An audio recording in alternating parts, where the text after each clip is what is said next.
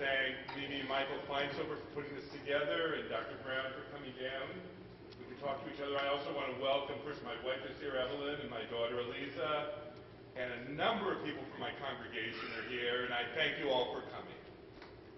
And in truth, I feel a little funny being here. Because usually when I do this kind of debate about religion, I'm on the same side as the Christian speaker. And on the other side are the Richard Dawkins of the world and the Hitchens of the world, and those who are going to deny that there's a God and deny that life has a purpose and say that it's a universe that happened by random chance. And I argue there is a God, and there is a purpose. And human beings are created in the image of God, and they have a purpose here.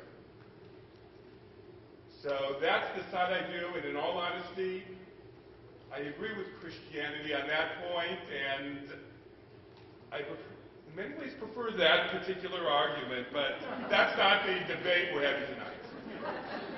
The debate we're having tonight is, was Jesus the Messiah? Was Jesus not the Messiah? And with all due respect to the many, many Christians who are here, and there's much we agree on, I'm going to say that Jesus was a man like any other man. Jesus was a Jew. I agree with some of his teachings. I disagree with others of his teachings. And when he died like any other man.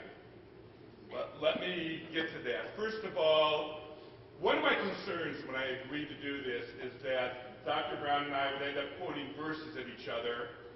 And if we quoted verses at each other, I would lose. Because he has a PhD in Semitic studies. He knows all the Old Testament. Christians say the Old Testament. Jews simply say the Hebrew Bible. I don't know if I could compete with his PhD. But I will say that I am also working on a PhD. In fact, I'm working on my dissertation right now. I'm in a slightly different area. My PhD is going to be in that area where philosophy meets mysticism. And I'll be doing a little bit of Kabbalah and a little bit of Alfred North Whitehead and trying to put it all together. But the one point that is going to be at the heart of my PhD is that the Bible is open to interpretation. And whatever verse I quoted you today, whatever verse Dr. Brown quotes you today, that verse can be interpreted in different ways. In fact, the very first word of the Torah, Bereshit, in the beginning. Rashi, the greatest Jewish commentator, makes a comment there. This word calls out for interpretation. And since then, everything is open for interpretation. What does it mean? The great Abraham Joshua Heschel said, the Bible is a minimum of revelation, a maximum of interpretation. And we could quote the same verse at each other, and I can interpret it one way, he'll interpret it another way. Let me give you an example. A verse that's quoted by virtually every Christian missionary.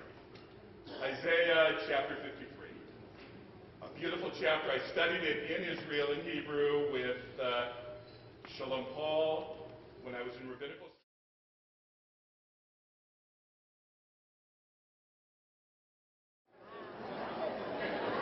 I better not mention Isaiah 53.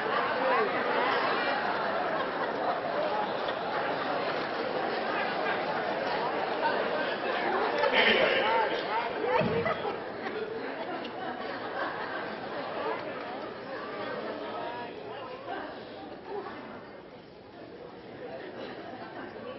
Isaiah chapter 53 talks about a suffering servant. It's a servant who is wounded. It's a servant that people are scared to look at. And it goes on to say he was wounded for our sins. He was wounded for our transgressions. It's a beautiful, beautiful section. Who is it talking about? That sounds like a great idea. So, who is it talking about?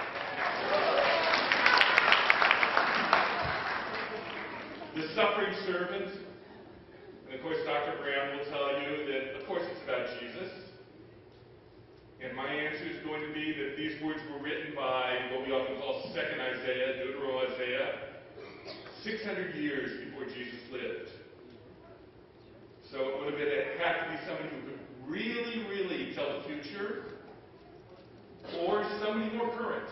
Maybe one of the kings. But the way Jews have always interpreted this verse, who is the suffering servant? Who is the one that's wounded for the sins? The people Israel. In another place in Isaiah it says, my servant Israel. We are the canaries. We Jews have been the canaries that they sent into the mine to find out if there's poison or not. We're the ones that are first wounded when there's trouble in the world. And we see it today. So who is the suffering servant? It's open to interpretation. And I really believe it's a beautiful section that deals with the people Israel. So Jews will interpret these different. But the question you might ask is, if we interpret it and they interpret it, whose interpretation is right? And the answer I have to give is history will tell, but Jews throughout history have rejected the Christian interpretation. And I hope to tell you why tonight.